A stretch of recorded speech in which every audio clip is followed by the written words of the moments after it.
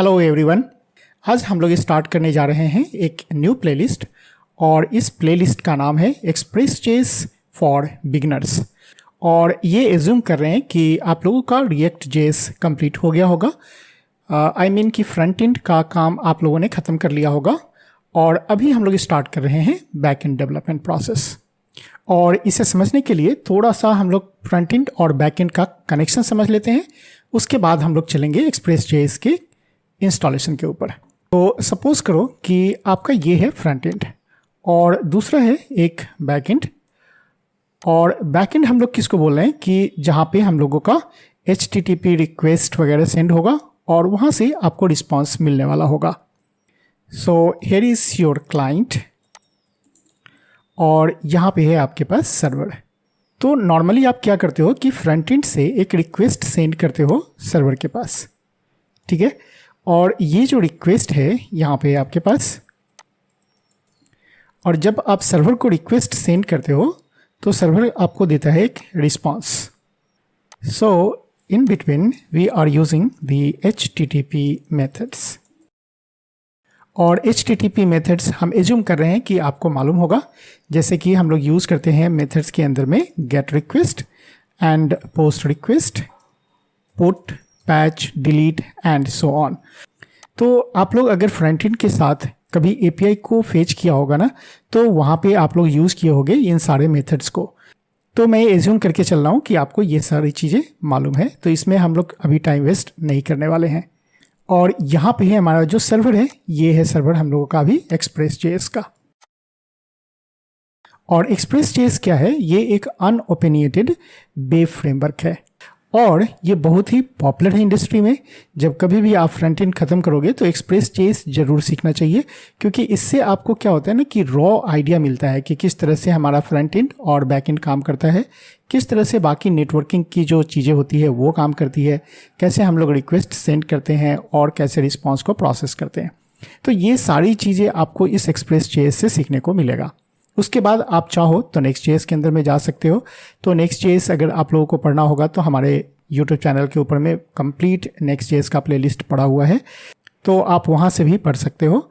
और आज मैं स्टार्ट कर रहा हूँ एक्सप्रेस.js का न्यू प्लेलिस्ट, क्योंकि बहुत लोगों का रिक्वेस्ट है कि मुझे बेसिक चीज़ें भी सीखनी है कि किस तरह से हमारा जो बैकएंड है वो काम करता है। तो आज के वीडियो का हमारा ये टॉपिक नहीं है कि हम एक्सप्रेस.js और Next.js को कंपेयर करें, ठीक है। हम लोग डायरेक्टली बात करते हैं कि एक्सप्रेस.js हमें कैसे यूज़ करना है और एक्सप्रेस.js के अंदर में कैसे सारी चीज़ें वर्क करती है।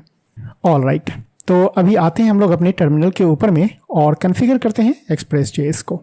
And here is our terminal और यहाँ पे हम लोग इंस्टॉल करेंगे एक्सप्रेस.js को। तो एक्सप्रेस.js को इंस्टॉल करने के लिए सबसे पहले आपको करना है npm init। तो इनिट करने से पहले हम लोग क्या करते हैं कि एक सेपरेट फोल्डर क्रिएट कर लेते हैं जहाँ पे हम लोग अपने सारे बैकएंड प्रोसेस को परफॉर्म करने वाले हैं। So write down here md and then I am writing here the back end development. तो यहाँ पे हम लोग कर लेते हैं बैक एंड, और बेटर कि हम लोग यहाँ पे रख ले अगर एक्सप्रेस बैक एंड, राइट, तो बेटर है। अब इसके अंदर में हम लोग आ जाते हैं cd करके कि हमारा जो फोल्डर है वो है एक्सप्रेस बैकएंड, और यहाँ पे अभी कुछ भी नहीं है। तो यहाँ से हम लोग इनिशियलाइजेशन स्टार्ट करते हैं। तो npm और init करने के बाद आपको पैकेज का नेम देना है। पैकेज का नाम रख लेते हैं हम लोग यहाँ पे माई ऐप। वर्जन अभी डिफ़ॉल्ट ही छोड़ दो। डिस्क्रिप्शन अगर लिखना चाहो तो लिख सकते हो, अदरवाइज अभी छोड़ सकते हो, ठीक है। तो मैं यहाँ पे अभी टेम्पररी लिख देता हूँ कि this is my backend development. Entry point अभी डिफ़ॉल्ट ही छोड़ दो, टेस्ट कमांड नहीं देना है। गिट रिपोजिटरी अभी हम लोगों ने इनिशियलाइज़ किया नहीं, तो यहाँ पे कीवर्ड भी नहीं डालते, हम लोग ऑथर डाल देते हैं। Author is suppose easy code license default. Is this okay? Yes. और अभी हमारा जो प्रोजेक्ट है वो इनिशियलाइज हो गया है। हम लोग चलते हैं अब अपने VS कोड के अंदर में। So open the VS code और यहाँ पे आपको मिल जाएगा package.json। ये आपका वेलकम विंडो है, पहले इसको आप क्लोज कर लो और यहाँ से आ जाते हैं हम लोग package.json। तो हम लोगों ने जो भी कॉन्फ़िगर किया था वो चीज़ यहाँ पे आ चुका है।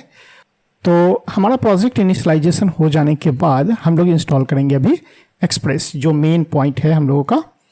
तो यहाँ पे एक्सप्रेस को इंस्टॉल करने के लिए npm install and then express.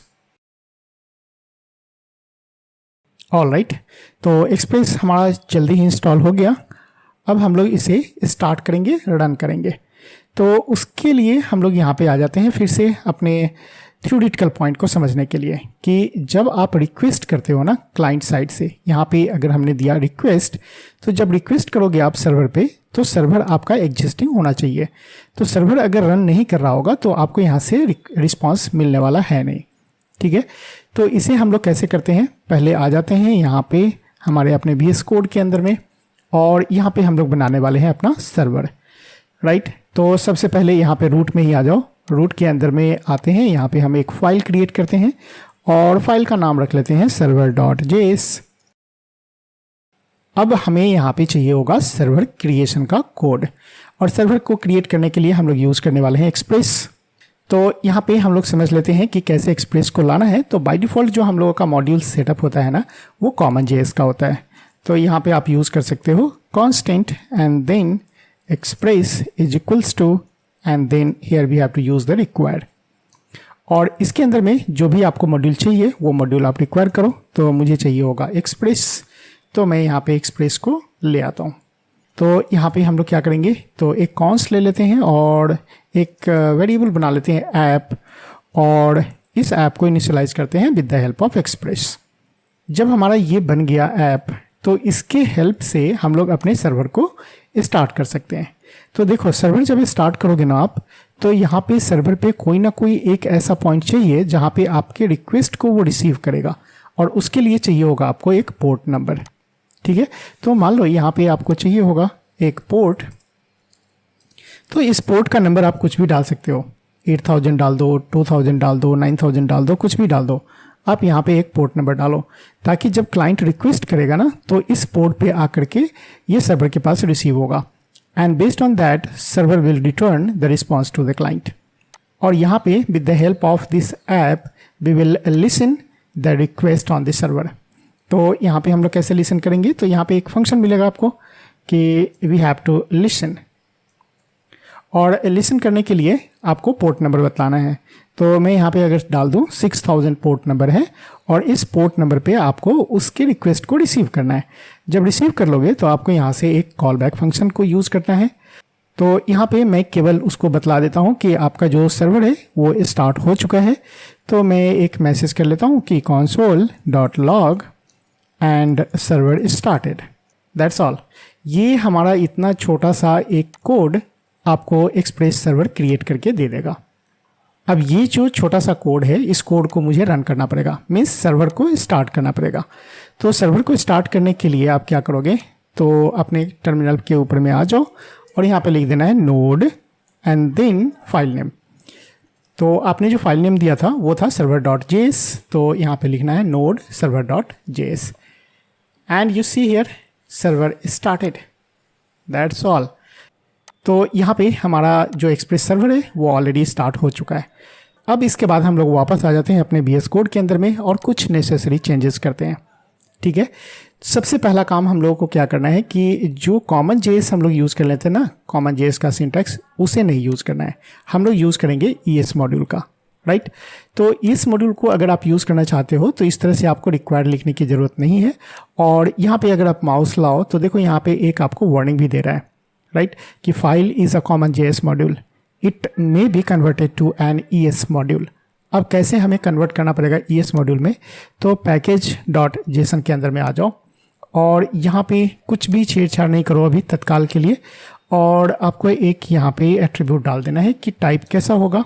तो यहाँ पे देखो ऑप्शन है आपके पास दो, या तो CommonJS नहीं तो मॉड्यूल, और यहाँ पे मैसेज आपको मिल रहा है डिफ़ॉल्ट वैल्यू इज़ CommonJS। तो मैं चाहता हूँ कि मॉड्यूल को यूज़ करें, तो यहाँ पे टाइप इक्वल्स टू मॉड्यूल कर लेते हैं, राइट। और जैसे ही आप मॉड्यूल करोगे ना तो सर्वर पे आकर के फिर से इसे स्टॉप करते हैं और वापस आते हैं। यहाँ पे कुछ सिंटैक्स में हम लोगों को चेंज करने पड़ेंगे, तो डायरेक्टली अब हमें इस रिक्वायर की ज़रूरत नहीं पड़ेगी। अब हम लोग यहाँ पे डायरेक्टली यूज़ कर सकते हैं कि इम्पोर्ट एक्सप्रेस फ्रॉम एक्सप्रेस। तो ये हमारा हो गया ES6 का सिंटैक्स। दूसरी चीज़ है कि ये जो पोर्ट है ना, ये पोर्ट हम लोग क्या करते हैं कि डायरेक्ट यहाँ पे नहीं लिखते हैं। ये जो बेस्ट प्रैक्टिसेस क्या है कि हम लोग इसको एक इन्वायरमेंट वेरिएबल बना करके और .env फाइल के अंदर में स्टोर कर लें। तो .env फाइल आप कहाँ बनाओगे, तो देखो यहाँ पे आपका जो रूट फोल्डर है ना, इसी फोल्डर के अंदर में आना है और रूट लेवल पे आपको एक क्रिएट करना है .env फाइल, राइट। और इस env के अंदर में आप यहाँ पे बतला दो कि आप कौन सा पोर्ट यूज़ करने वाले हो। तो मैं डाल देता हूँ सपोज 9000।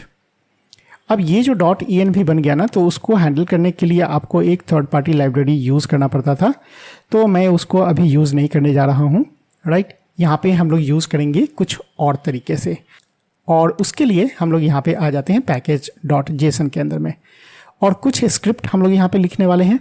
तो स्क्रिप्ट जो लिखेंगे, क्यों लिखेंगे वो देखो। तो उसके लिए यहाँ पे जो आप लिखते थे ना कि हमें यूज़ करना है node and then server.js, right. तो अभी भी हमारा काम कर रहे हैं, यहाँ पे सर्वर स्टार्टेड हो गया। तो बार बार मैं नहीं चाहता हूँ कि ये सारी चीज़ें node server.js ये सब सारी चीज़ें लिखें, है ना। हम लोग बता चुके हैं कि मेरा जो एंट्री पॉइंट होगा वो होगा server.js। तो देखो एक चीज़ और यहाँ पे चेंज करो, जब मेरा एंट्री पॉइंट server.js है तो मैं index.js क्यों लिखूँ। तो अभी के लिए मैं यहाँ पे इसको हटा देता हूँ, और यहाँ पे स्क्रिप्ट जो है ना उसको मैं चेंज करता हूँ, और यहाँ पे हम लोग लिख लेते हैं स्टार्ट। और स्टार्ट के बाद यहाँ पे हम लोग बतलाएंगे वही चीज़ें जो node एंड देन server.js। इससे फ़ायदा क्या होगा कि मैं यहाँ पे जाऊँगा और इसको पहले स्टॉप करता हूँ सर्वर को, तो Ctrl+C, और यहाँ पे हम लोग लिखेंगे npm run and then start. तो हमारा सर्वर स्टार्ट हो जाएगा, right. You see here server started, all right. और दूसरी चीज़ें कि अब जो सर्वर स्टार्ट होगा उसके लिए हमारा कौन सा पोर्ट नंबर होगा। तो अभी तो हम लोग यूज़ कर रहे थे जो पोर्ट नंबर है यहाँ पे 6000। अगर इसको आप देखना भी चाहो ना तो यहाँ पे आप डाल सकते हो डायरेक्टली हार्ड कोडेड कि server started at port number 6000, ठीक है। यहाँ पे हम लोग डाल देते हैं पोर्ट 6000, और वापस आकर के जब इसे हम लोग कैंसिल करते हैं अभी, और फिर से जब स्टार्ट करेंगे ना npm run start, तो यहाँ पे हम लोगों को मैसेज मिलेगा server started at port number 6000। लेकिन हम लोग क्या चाह रहे थे कि ये पोर्ट नंबर हार्ड कोडेड ना हो, और जो पोर्ट नंबर है ना वो पोर्ट नंबर हम लोगों ने रखा है अभी .env फाइल के अंदर। तो इसका जो पोर्ट नंबर होगा ना उसी पोर्ट नंबर को हम लोग यहाँ पे यूज़ करने वाले हैं। तो कैसे यूज़ करेंगे, तो उसके लिए मैं यहाँ पे एक कांस्टेंट वेरिएबल बनाता हूँ कि पोर्ट, और पोर्ट नंबर कौन सा होगा, तो env के अंदर जो हमारा पोर्ट नंबर है उसको एक्सेस करने के लिए यहाँ पे यूज़ करेंगे process.env वो जो पोर्ट नंबर हम लोगों ने वेरिएबल दिया था उस वेरिएबल का नेम। अब ये जो पोर्ट नंबर है ना इसको आप डायरेक्टली एक्सेस नहीं कर पाओगे, इसके लिए आपको .env इंस्टॉल करना पड़ता। तो मैं नहीं चाहता कि थर्ड पार्टी लाइब्रेरी को यूज़ करें। तो अगर थर्ड पार्टी लाइब्रेरी हम यूज़ नहीं करते हैं तो package.json के अंदर में यहाँ पे हम लोग इसको बतला देते हैं कि मेरा जो .env फाइल होगा वो कौन सा होगा। तो यहाँ पे हम लोग कर लेते हैं कि मेरा जो env फाइल है वो कौन सा है, तो हमारे पास है .env फाइल, और इसको सेव कर लेते हैं।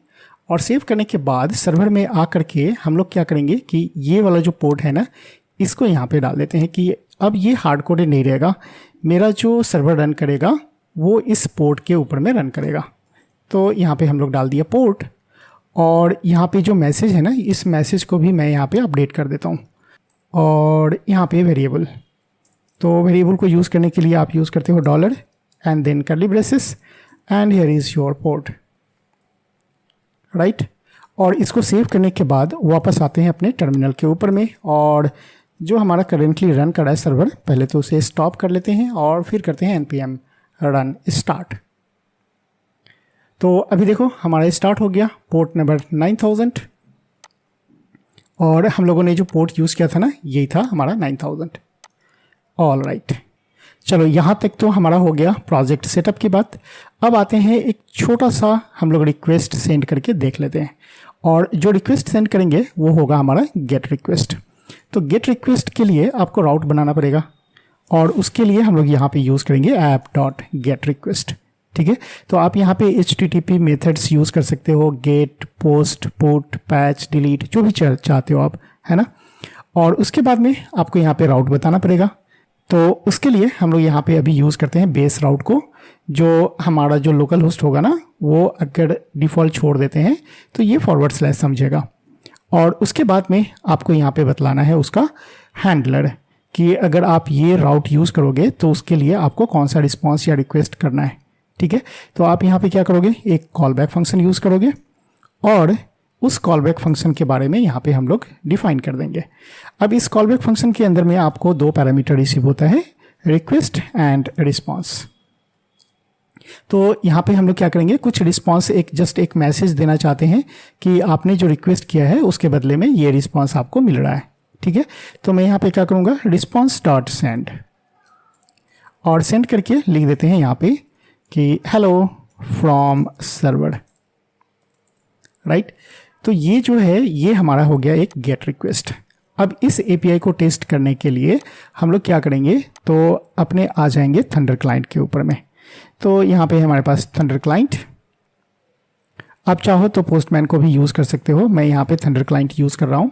तो यहाँ पे देखो लोकल होस्ट है और हमारा सर्वर रन कर रहा है ना, सर्वर रन कर रहा है 9000 पोर्ट पे।